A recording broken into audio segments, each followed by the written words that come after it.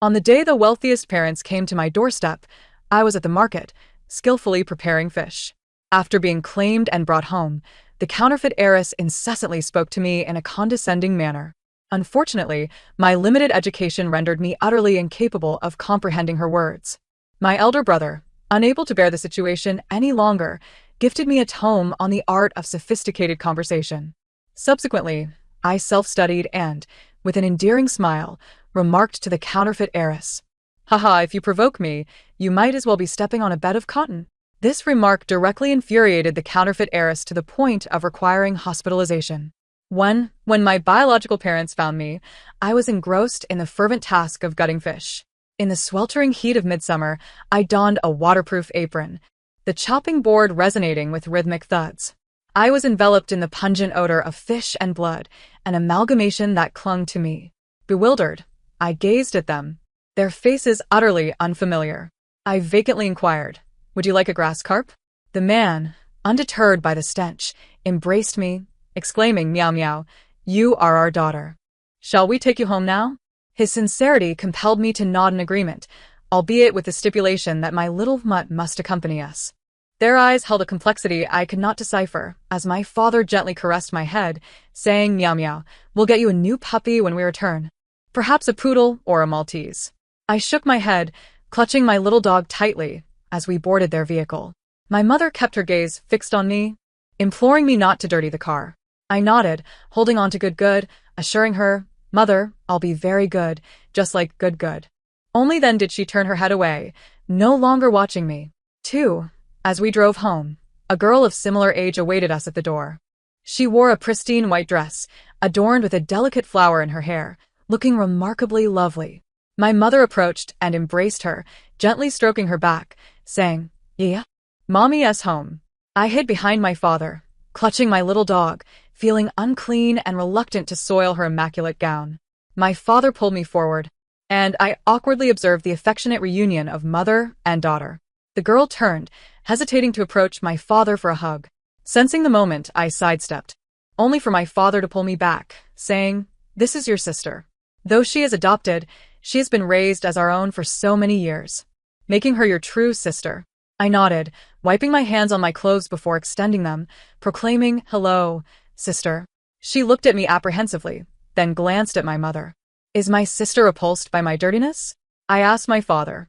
Tears welled in his eyes as he took my outstretched hand, assuring me, "Meow meow is not dirty." My mother, realizing the depth of my situation, looked at me with guilt and instructed the nanny to take me upstairs to freshen up. In truth, I was not dirty. I bathed daily after selling fish. My first experience in a bathtub was filled with wonder. Aunt Zhang was rinsing Good, revealing that Good was not a little yellow dog, but rather a small white one. I felt a twinge of embarrassment. 3. As I luxuriated in the warm bath, my mother approached, presenting me with a dress. "This is a dress that Yaya wore. When you have the time, I will take you shopping for a new one." Before she could finish, I stood up, my eyes sparkling, grinning at her like a fool. "A dress? It's my first time wearing one. It's so beautiful." My mother gazed at me, suddenly overwhelmed with tears. Had I frightened her? She held me tightly, crying, "Meow meow, how come you have so many scars?" I glanced at my hands, legs, and shoulders. Some scars were nearly faded, while others were still fresh. Some are from gutting fish. I wasn't very skilled at first, and often cut myself. Others are from my previous father when he was drunk and would hit me, I replied nonchalantly. "But I've become quite adept at gutting fish now, and I haven't harmed myself since, right, mother?" I said, seeking praise.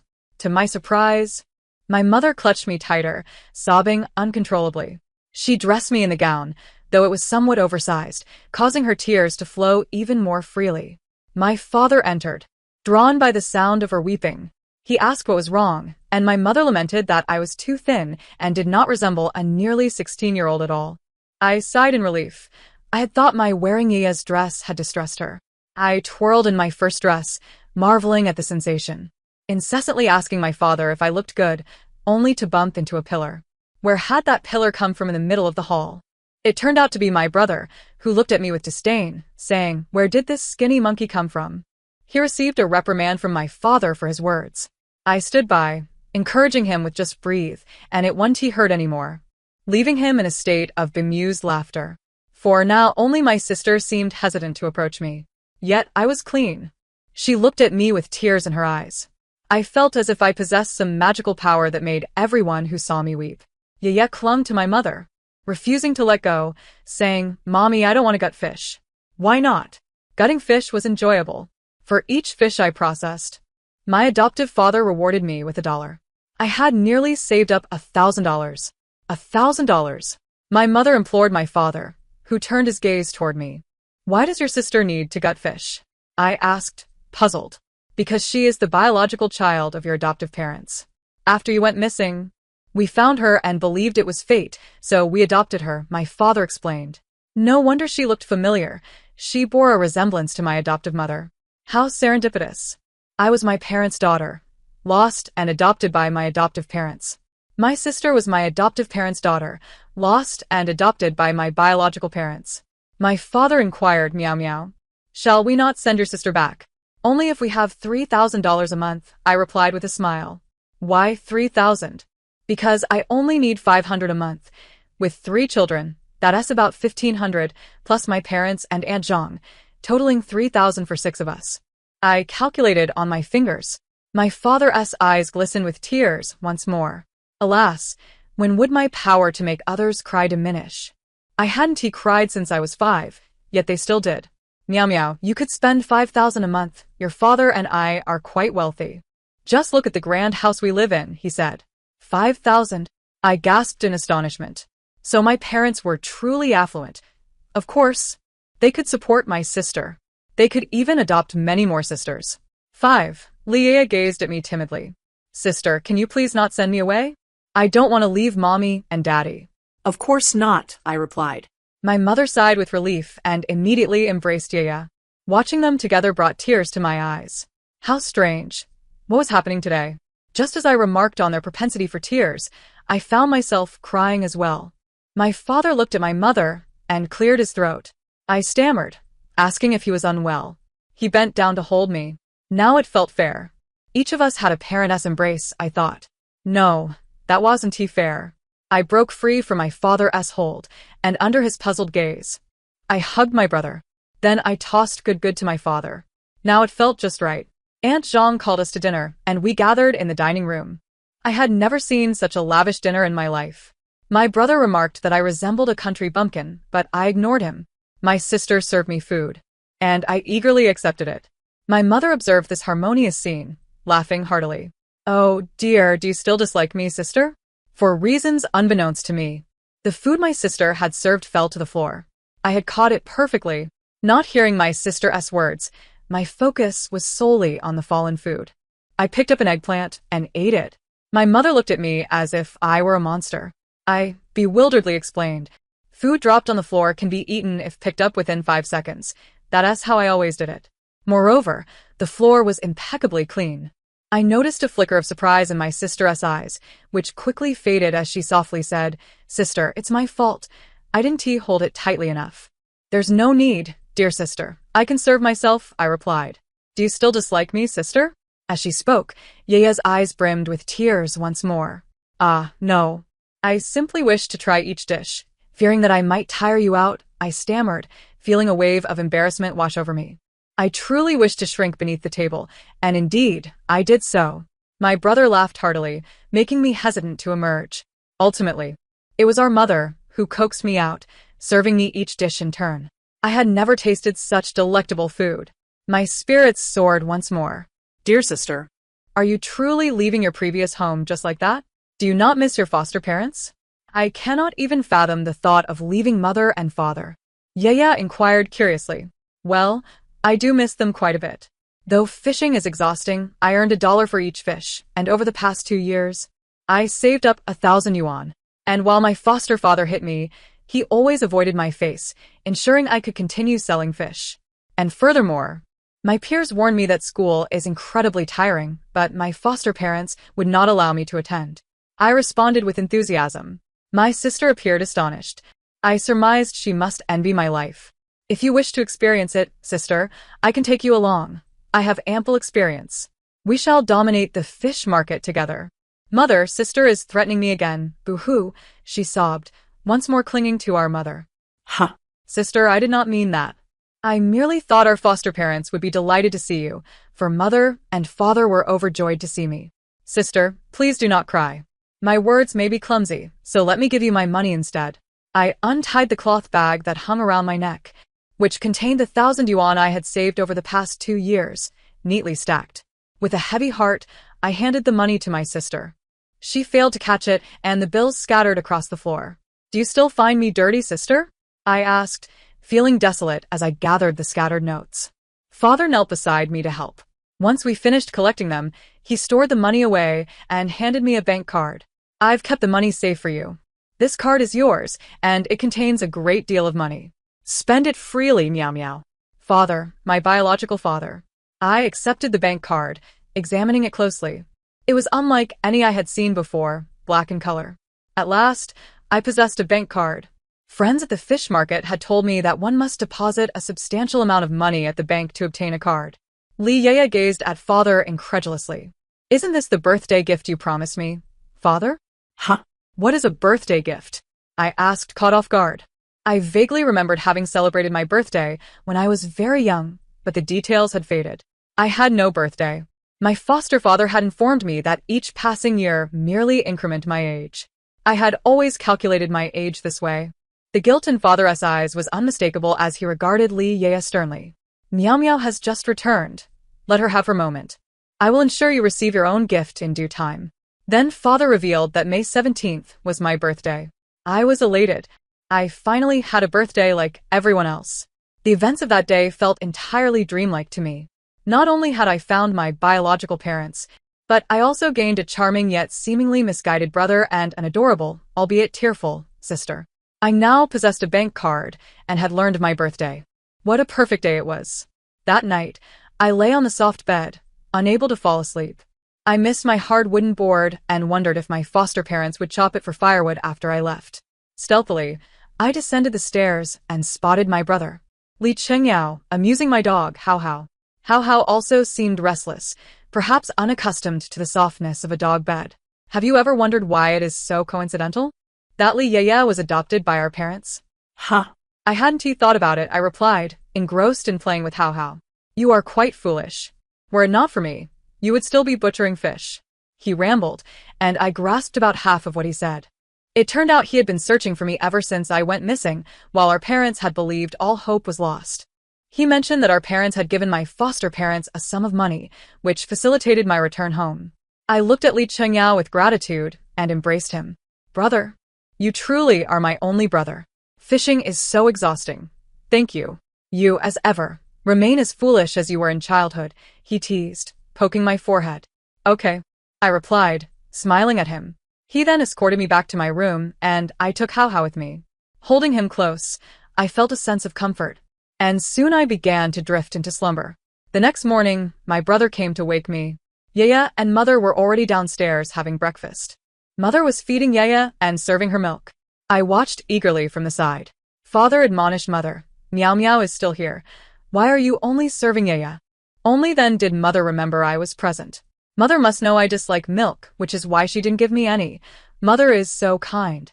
Yet for some reason, Mother looked at me awkwardly. My brother handed me a glass of milk, urging me to drink more. Otherwise, you'll remain short your whole life. Wow. This milk is unlike any I've had before. It's not sour at all, and it's delicious, I exclaimed, glancing at Father. Can I have some more? Father regarded me with a tender gaze. You can drink as much as you like. Father explained that although we had plenty of money, I still needed an education. He mentioned that I could start high school at my current age. However, my foundational knowledge was severely lacking. Father struggled to enroll me in high school. Li Yaya was also there, but we were not in the same grade. She was in a prestigious second-year class, while I was in a regular first-year class. My brother was also present, but he was already in his third year. He accompanied me to my class, where everyone was buzzing about our family story. He explained that it was quite normal since Father was a well-known entrepreneur. Once I entered the classroom, my classmates surrounded me, bombarding me with questions. However, their inquiries were so profound that I could hardly comprehend them, and I could only nod or shake my head randomly. During lunch break, my brother came to find me. And Yaya joined as well, though it seemed she was seeking him out. With tear-filled eyes, she lamented, "Ever since sister returned, you've ignored me, brother." "Is that so?" "If you believe it to be true, then it must be," he replied nonchalantly. I stepped forward to separate them. "Are you two arguing? We are family. We should be harmonious." "Who is family with you? Since you returned, father and brother no longer love me. I despise you." Li Yaya shouted at me before running away without looking back. I turned to my brother, puzzled. Why is she angry? I knew my words were clumsy. He looked at me with exasperation. "You're not just clumsy with words. You're also foolish." That evening, father came to pick us up, but Li Yaya remained silent, not uttering a word. Inside the car, I chattered endlessly about the friends I had made that day, what I had learned, and what my brother had bought for me. Li Yaya's expression grew increasingly dark. Upon returning home, she dashed out of the car, slamming the door behind her, and locked herself in her room. Mother hurried to knock on her door, inquiring about her distress, while father and my brother paid her no mind. Late at night, mother sought me out and cautioned me not to bully Li Yaya. I was bewildered. When had I ever bullied her? Mother softly advised, "In the future, when you chat with your brother and father, make sure to include Yaya. She is still young and can get jealous." "Can mommy feed me like that in the future?" "I saw you feeding my little sister today, and I felt a pang of envy," I said, gazing longingly at my mother. She affectionately ruffled my hair and consented. That night, I slept exceptionally soundly. The next morning, as promised, my mother came to wake me and even fed me biscuits while serving me warm milk. My father, witnessing her tender actions, was visibly pleased. However, Li Yaya was less than delighted. She flung her plate to the ground, demanding that our parents send her away. Ah, She must be missing her own parents. I could empathize with her. During the school lunch break, I borrowed my brother's phone and, relying on my memory, called my adoptive father to inform him that Li Yaya longed for him. He seemed quite pleased, inquiring about my school address, and stated he would come to pick her up that day. "You're not too dim after all," my brother remarked, pinching my cheek. "Really?" "I've always thought I was quite clever," I replied.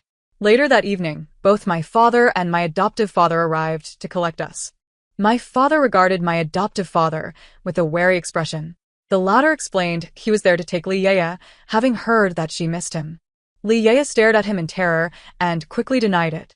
"Don't you miss your biological parents, little sister?" I asked, puzzled. My father also looked at her, and she forced out a feeble smile, saying, "I do." I knew she was just too scared to admit it. It's normal for a girl to feel a bit shy. My father then handed my adoptive father a sum of money, expressing that they had grown fond of Li Yaya over the years and implored him to treat her well upon her return. On the way home, it was just the three of us, and we all wore cheerful smiles, devoid of any frowns. Once home, my mother inquired about Li Yaya's whereabouts. My father informed her that she had been taken back by her biological parents. My mother quickly reprimanded my father. "You know what kind of people they are? How could Yaya endure that?" My father snapped back, "Aren't you aware? Meow Meow has so many injuries. Aren't they responsible for that? Have you shown any concern for Meow Meow since her return?" It seemed they were arguing over me. My mother's demeanor softened, and she looked at me with guilt. I stepped forward and took both their hands, urging them to cease their quarrel, assuring them that it was all in the past and that my wounds were nearly healed. As I spoke, tears streamed down my cheeks. They both enveloped me in their embrace, and I felt a warm sense of comfort. A week later, Li Yaya returned, crying and claiming that her adoptive father, Zhang Chong, intended to harm her and forced her to return home every day to gut fish after class. Her heart-wrenching sobs nearly moved me to tears. I approached to comfort her, but she unexpectedly pushed me away, causing me to fall to the ground. My mother rushed over to embrace me, asking if I was all right and if I was hurt. I smiled sweetly and replied, "Not at all. I got used to it a long time ago." Having raised Li Yaya for so many years, my parents could not bear to leave her in such distress, so they decided to take her back in. I clapped in approval from the side. My brother, however, pulled me aside with a serious expression and handed me a thick book titled How to Counter Green Tea, insisting that I must read it diligently. I nodded vigorously at my brother's earnest gaze. As I opened the book, the first chapter explained what green tea meant, It describes individuals who appear innocent and lovely on the surface while harboring ulterior motives. I grasped the concept somewhat. Recently, my little sister had been behaving well, accepting whatever I offered her without crying or getting angry. However, my good friend, Hao, was nowhere to be found. One evening, when I returned home, she did not come out to greet me, prompting me to inquire with Aunt Zhang. Aunt Zhang was also unsure. My little sister secretly revealed that Hao disliked staying at the Li household and had returned to the Zhang family. She added, "Li Miao Miao, you sound prettier as Zhang Miao Miao." Thankfully, Hao had returned on her own, albeit a bit dirty. As I bathed Hao, I recalled Li Yaya's words. I now recognized that my little sister resembled what the book described as green tea. I remembered the second chapter mentioned that to deal with green tea, you must appear even more pitiful. I hurried to my father and relayed Li Yaya's exact words. Upon hearing this, my father glared at Li Yaya in anger. "You've only been gone for a week, and you've already picked up that kind of spoiled behavior. You would be better off as Zhang Yaya." Li Yaya knelt and begged for mercy, pleading not to be sent back, claiming she was only angry and did not genuinely mean her words. Seeing her so distraught, I convinced my father to spare her. Although she still resided with the Li family, my father ceased providing her with an allowance. Later that evening, Li Yaya knocked on my door, asking for money, claiming that Zhang Chang would beat her if she did not comply. But hadn't she just returned to the Li household? I still handed her the money, 1,000 yuan, which I had earned while at the Zhang family. Now returned to them. One day, I saw Zhang Chang coming to find Li Yaya, grasping her hand as if urging her to return. After she said something, he left. I recalled the book advising to keep a close watch on the movements of green tea. If the enemy remains still, I remain still. If the enemy moves, I move. I reported this to my brother, who warned me to be cautious. He had some suspicions that were soon to be confirmed and wore a mysterious expression. That day, Li Yaya approached me, asking me to accompany her to buy some items. Remembering my brother's advice, I declined. She then knelt and begged me, just as many classmates began to arrive. Seeing them, Li Yaya prostrated herself before me, tears and snot streaming down her face. My brother's predictions indeed proved accurate. Without that book, I would have been taken advantage of. I recalled a method from the book on how to handle such situations. Thus, I knelt down beside her, mirroring her actions, and sobbed just as heart-wrenchingly. Li Yaya, being less resilient than I, succumbed to exhaustion after only a few blows. I continued, the sound of my forehead hitting the ground echoing. Eventually, the situation escalated, drawing my brother's attention, who swiftly lifted me up. He was too furious to speak. On the other hand, excitedly exclaimed, "Look, brother, I've been diligently studying the book you gave me." Upon hearing this, Li Yaya fainted on the spot. I loudly questioned my brother, "Am I going to faint too?" I've never pretended to faint before. Li Yaya, enraged, stood up and glared at me. Everyone watched as whispers circulated, suggesting she attempted to frame me but was thwarted by my indifference. That evening, my father learned of the incident and ordered Li Yaya to return to the Zhang family. My mother looked at Li Yaya with suspicion, as if she were a stranger. "I never imagined your heart could be so dark. I once felt pity for you," she remarked coldly. My mother claimed she loved me dearly now and wished to reclaim the affection I had lost. She even allowed Hao to stay directly in my room, fearing that certain individuals might attempt to take her away again. Li Yaya was taken back by Zhang Chang, her face filled with resentment, glaring at me like a predator eyeing its prey. The next day, my brother missed school due to a competition, and my father was preoccupied with work, telling me he would return later. Li Yaya saw this as her opportunity and gathered a group of thugs to corner me. However, she was quite foolish to attempt this at the school gate. My intellect was sharp, and without needing the gatekeeper's assistance, I swiftly dealt with them. The gatekeeper looked at me in awe. It was a trivial matter. After all, I had spent years catching fish, so I possessed ample strength. With a swift chop to their necks, they collapsed like dead fish, motionless. When my father came to pick me up and heard about the incident, he insisted that the principal must expel Li Yaya from school. The following day, I received commendations from the police, who informed me that the ruffians frequently caused disturbances in the area and I had managed to subdue them. Additionally, I was honored with a banner for my bravery. Modesty. During this pivotal period of my senior year, Li Yaya withdrew from school. I heard she returned home to pursue fishmongering. I asked Aunt Zhang to purchase some of her fish, which were rather mediocre and not up to my standards, with the scales not even thoroughly cleaned. My academic performance remained dismal, but my father reassured me that there was no need for haste, as I would eventually inherit the family business. My mother lavished me with a plethora of new dresses, and I adorned myself beautifully for school each day. Everyone held me in high regard. Time, it seemed, had flown by. I had already been home for a year. My brother confided in me his previous suspicions, revealing that Zhang Chong and his cohorts had deliberately abandoned Li Yaya at our doorstep and had also orchestrated my abduction. As he spoke, he embraced me and wept. It turned out he had long carried the weight of guilt, believing it was his fault for not keeping a watchful eye on his sister and losing me in the process. Only upon my parents finding Li Yaya did he realize the uncanny nature of these events. After searching for me fruitlessly for several years, my parents gradually relinquished hope, finding solace in Li Yaya as an emotional anchor. Only my brother continued to seek me out.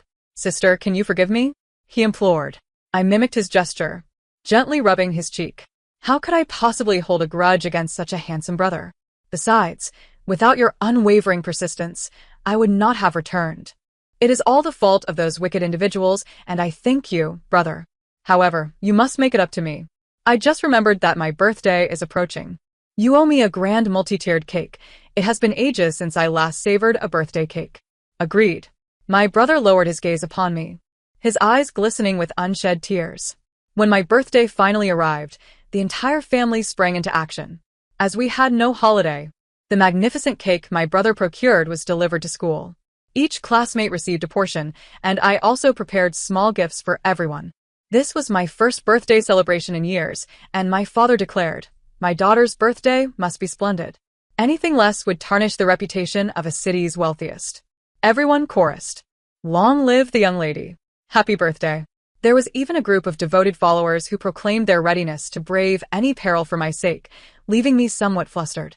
I recalled how Li Yaya had celebrated her birthday similarly, so I instructed Aunt Zhang to prepare a share for her as well. My brother watched me with pride. "You truly possess a knack for charming people." "Ah, who have I angered?" I genuinely did not understand. After receiving her gift, Li Yaya called me, requesting to meet and apologize. Indeed, she was touched by my thoughtfulness, yet I remained cautious, ensuring my brother followed discreetly behind me. I had been trained to be ever vigilant. They all claimed I was naive, yet I was far from it. I returned to the fish market, though this time, I was not there to slaughter fish. Li Yaya, clad in an apron, was chopping away at the cutting board, blood splattered across her apron and the surrounding area. Dressed in a pristine white dress, I felt utterly out of place. She cast a cold glance in my direction and instructed me to wait, for she would soon be closing up shop. Together, we returned to my former home. The cozy doghouse was gone, but my wooden board remained, now serving as Li Yaya's bed. Her hands were marred with scars, much like mine once were. Suddenly, Zhang Chong and Yulan burst forth, forcibly binding me. I did not resist, curious to see their intentions. Li Yaya glared at me with malice. "If it weren't for you, wretched girl, I would still be living the life of a young lady in the Li family. I painstakingly swapped lives with you. Why would you want to return? Isn't it better to slaughter fish?" Parents, act. "Kill her, and I can return. I promise, once I win their favor, I will ensure you live in luxury. Even if you are discovered, I can bail you out with money, as long as I can return. You wouldn't want Li Jia to find out that you deliberately switched me with her, would you?" I was astounded. My brother was indeed astute. However, the adage that villains often perish through their own loquaciousness held true. The sound of sirens echoed outside. My brother had called the police. He had even recorded their confessions. He presented the evidence to the authorities, leading to the arrest of my adoptive parents. Li Yaya, or rather Zhang Yaya, hurled the crude insults she had learned at me. Yet, I had grown accustomed to such taunts and felt no anger. Her words were even less clever than mine. Suddenly, I recalled a chapter from How to Counter Green Tea Bitches, which advised that if a green tea bitch raged at you, you should retort in a sarcastic manner, rendering her powerless. Thus, I recalled a recent meme and said, "Haha, you've provoked me. Consider it like kicking a cotton ball." I even made a heart gesture towards her. This infuriated her to the point of fainting. My brother regarded me with admiration. The police officer communicated via the radio, stating, "The The suspect has suffered a sudden health issue and requires hospitalization for observation. The authorities escorted us home, where my parents, visibly shaken, embraced me tightly, pushing my brother aside. Well, I shall forever be the one most despised, I lamented. I affectionately called for Hao Hao, who was promptly lifted into my brother's arms. Fortunately, there remains the conscientious Hao Hao. Subsequently, my parents hired bodyguards to protect me at all times. Despite my protests of their unnecessary precautions, they remained vigilant in keeping me safe. Before long, Zhang Ye was implicated in the willful incitement of murder, while Zhang Chong and Yulan were charged with child trafficking and kidnapping. They were imprisoned. My father even provided some funds, instructing that they should be well taken care of. As for what transpired afterward, I was unaware and indifferent. With the conclusion of 3 years of high school, I achieved average grades and enrolled in a private second-tier institution. My brother inherited the family business and was perpetually preoccupied. I leisurely roamed about with Hao Hao, relishing my life as a pampered young lady. My parents frequently took me on excursions, seeking to compensate for my lost childhood. I could not be happier. The end. Thank you for listening, and I look forward to our next story.